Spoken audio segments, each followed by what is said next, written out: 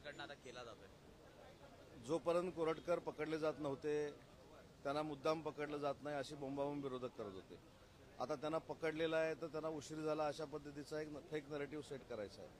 सुरुवातीपासून आम्ही सांगत होतो की कोरटकरांच्या बाबतीमध्ये जो बाकीच्यांना न्याय आहे तोच कोरटकरांना न्याय आहे आणि म्हणून त्यांना तेलंगणामधनं माझ्या माहितीप्रमाणे पकडलं आणि त्यांना पकडल्यानंतर पोलिसांना जे कारवाई करायची ती त्यांच्यावर देखील करणार आहेत.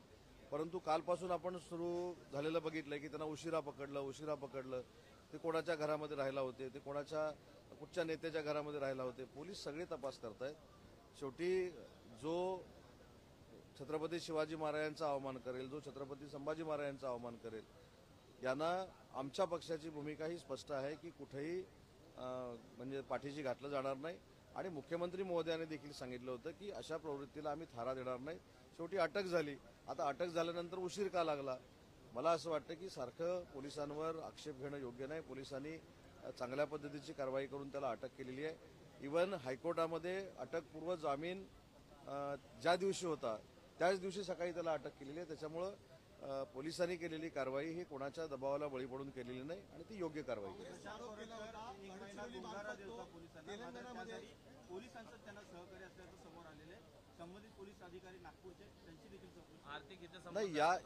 यामध्ये जर अशा पद्धतीचं कुठं काही पाठीपुढे झालं असेल तर त्याच्यामध्ये स्वतः राज्याचे मुख्यमंत्री देवेंद्रजी फडणवीस साहेब लक्ष घालतील आणि अशा प्रवृत्तीला थारा देण्याचं जर कोण काम करत असेल त्याच्यावर देखील कारवाई होईल. काँग्रेस नेत्याच्या घरीच कोरटकर सापडले अशी माहिती उघड झालेली आहे तेलंगणामध्ये, जे काँग्रेस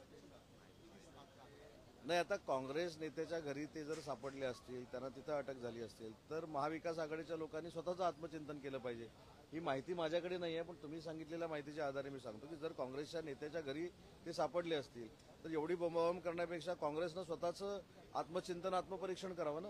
तर दुसरीकडे छत्रपती संभाजी महाराजांसंदर्भात अमोल मिटकरींनी एक विषय मांडला होता. त्यामध्ये जी 50 चित्रपट, पुस्तके, कादंबऱ्या आणि नाटक यांच्यावर बंदीची मागणी केलेली आहे, कारण त्यामध्ये छत्रपतींचा इतिहास हा चुकीच्या पद्धतीने सांगण्यात आल्याची ते म्हणालेली आहे आणि त्याला नाही. काल देखील मी एका अशा प्रश्नाला उत्तर देताना सांगितलं की 50 पुस्तकांवर 2024मध्ये कुठचाही अभ्यास न करता मी बोलणं हे उचित ठरणार नाही.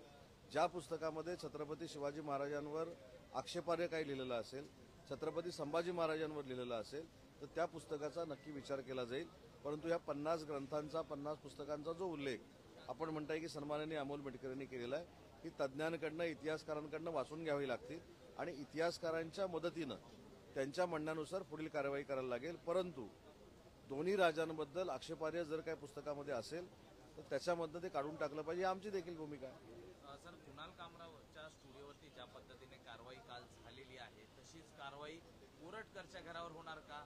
नागपूरमधल्या दंगलीतल्या आरोपीवरती तोडक कारवाई झाली होती, भोक्यावरती तोडक कारवाई झाली, मग कोरटकरांनी तर छत्रपती शिवाजी महाराजांचा, संभाजी महाराजांचा अपमान केलेला आहे, त्याच्या घरावर अनधिकृत जर कोरटकरांचं घर रस्त्यावर आलेलं असेल किंवा अन्य काही गोष्टी त्याच्यावर देखील कारवाई होईल. पण हे सगळे पत्रकार परिषद घेत असताना एक विसरतात, नारायण राणे साहेबांचं घर तोडण्यासाठी देखील काही मंडळी मागच्या सरकारमध्ये गेली होती.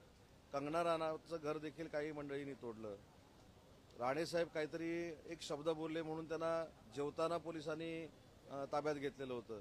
हे सगळी काही लोक विसरलेली आहेत. सोयीस्कर राजकारण करणारी ही मंडळी आहेत आणि म्हणून आपण पण जे काही उपद्व्याप केले होते ते देखील आपण तपासून बघितले पाहिजे. अनेक